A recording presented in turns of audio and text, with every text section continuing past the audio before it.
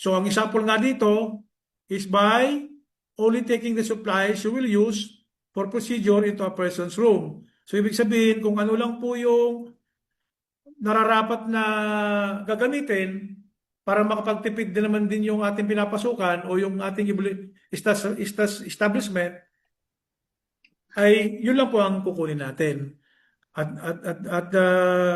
That reason, makaka-help din po tayo sa ating mga pinapasukan. Okay, next is a willingness to help. Okay, a willingness to pitch in and work as a part of a team makes many tasks much easier and safer, and contributes to a healthy work environment by helping to reduce stress. Okay, kasi, di ba kanina na topic natin, kailangan meron tayong unity. Di ba? Yung unity, pag may unity, ang isang tayong mga team doon sa loob ng hospital or clinic, mas madali nating mapiperform yung trabaho, yung task. Okay? Ngayon, ang sinabi lang dito, willingness to help. Ibig sabihin, ikaw bilang isang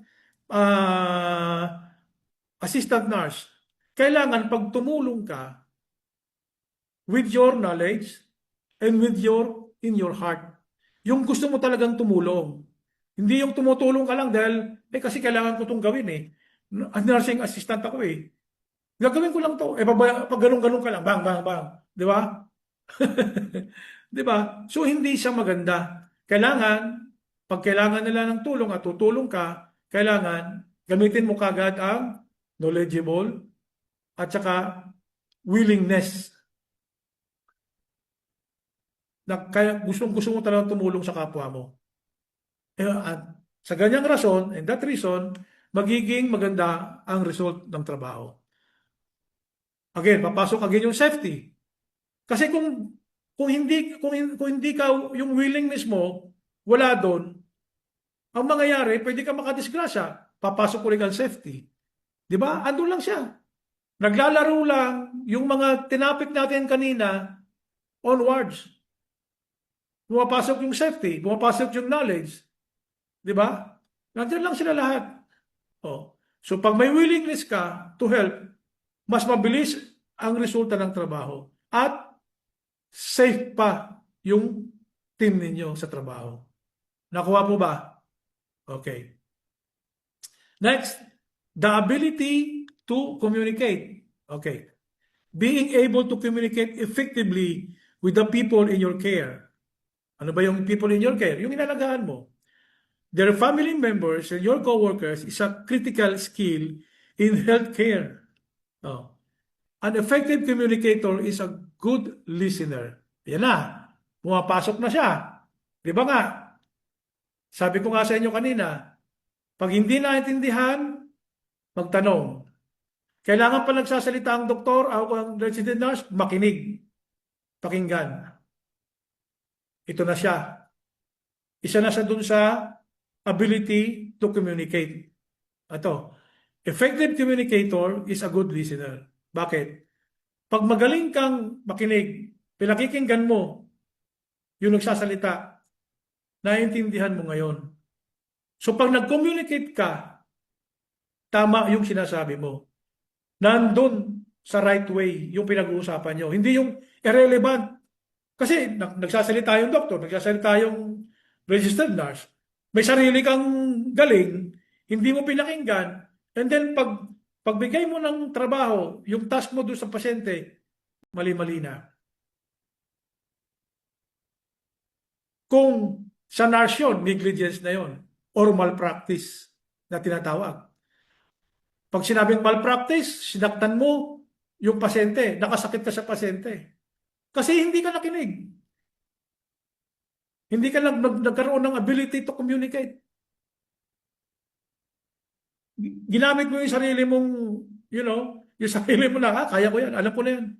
May nagsasalita pa lang yung doktor, o nagsasalita pa lang yung registered nurse, alam ko na yan. Mali pala. Hindi ka nakinig. So, kung baka sa registered nurse, palasaktan mo yun, malpractice na yun. Pwede kang kasuhan. Or, napabayaan mo, nagsasalita yung registered nurse, Sinabi mo, okay, okay na, hindi ka lang techno. Kailangan mo palang bigyan ng yung pasyente, yung gamot. Nung time na yon, 7 o'clock, hindi mo na ibigay. Nakalimutan mo. Negligence yun. Kaso yun. Oh. Kaya kailangan talaga rin ang ability to communicate. Alright? Well, nandun lang tayo naglalaro eh. Nandun lang tayo. Okay. Next.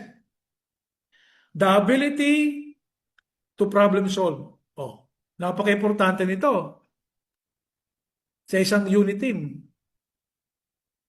Sa team, ito teamwork to. The ability to problem solve or to solve the problem. Okay? Ability. Abilidad mo. Paano ka makakapag-share? Okay, babasahin mo natin ha.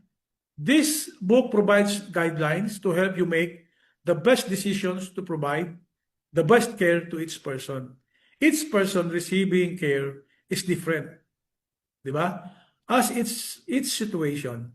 Using critical thinking skills allows you to look at the problem, identify possible solutions, name the pros and cons of each solution, decide which solution is best, and then act on it.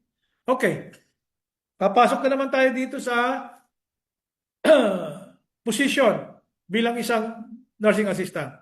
Ang sinasabi kasi dito, ability to problem solve or to solve the problem. For example, may problema, hinaharap. Andun yung nurse, andun yung registered nurse, andun yung doktor, at nandun ka rin.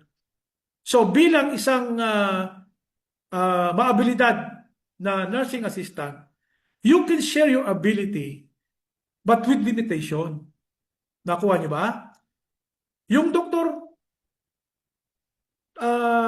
nag-iisip siya ng solution bilang isang doktor doon sa problema. Yung yung registered nurse, doon din siya nag-iisip ng solution, pero doon lang din siya limited to his or her profession. Nakuha nyo?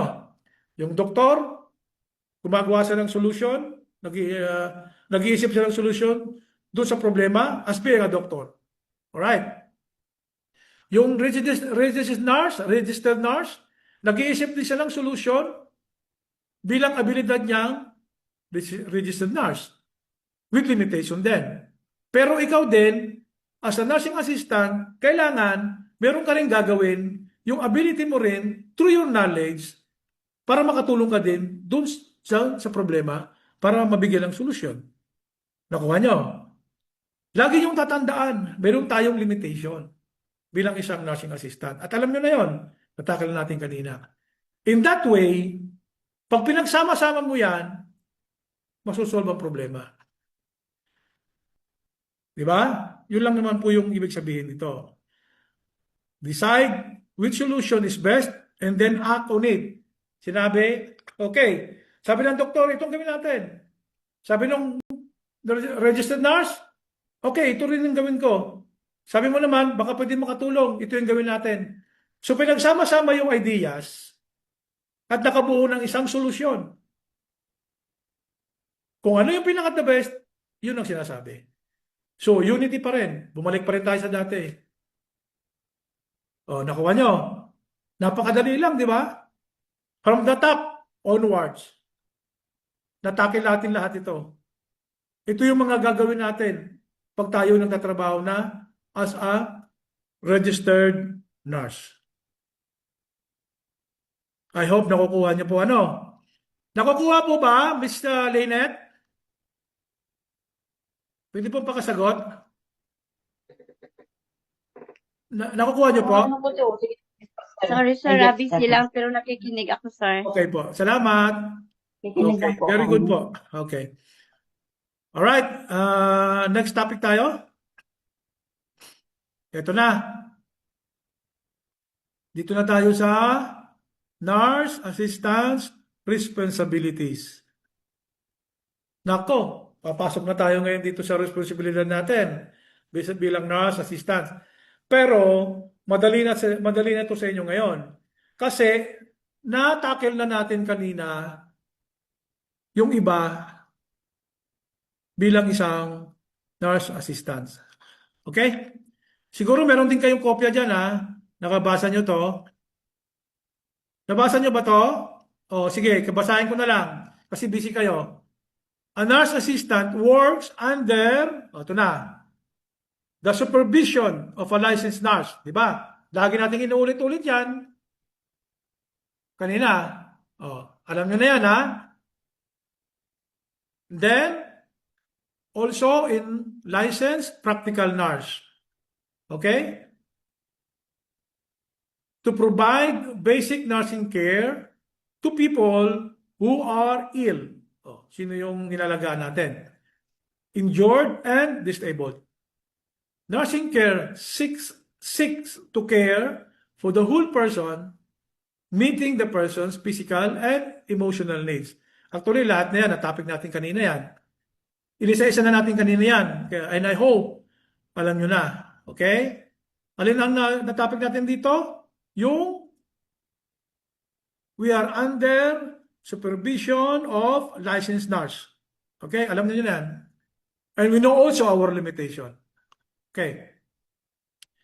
In addition to helping to meet the physical needs of the people in your care, you will help to meet their emotional needs. Okay? People who find themselves in need of healthcare and their family members are often frightened, worried, and upset. They may feel lonely and isolated. Okay, guys. Ma'am, i-explain ko to sa inyo, ha. Kasi minsan bumapasok dito yung ano eh. Sa amin kasi meron kami ditong topic na psychiatry. Okay? Meron kami mga topic na ganito. I-share ko lang sa inyo to.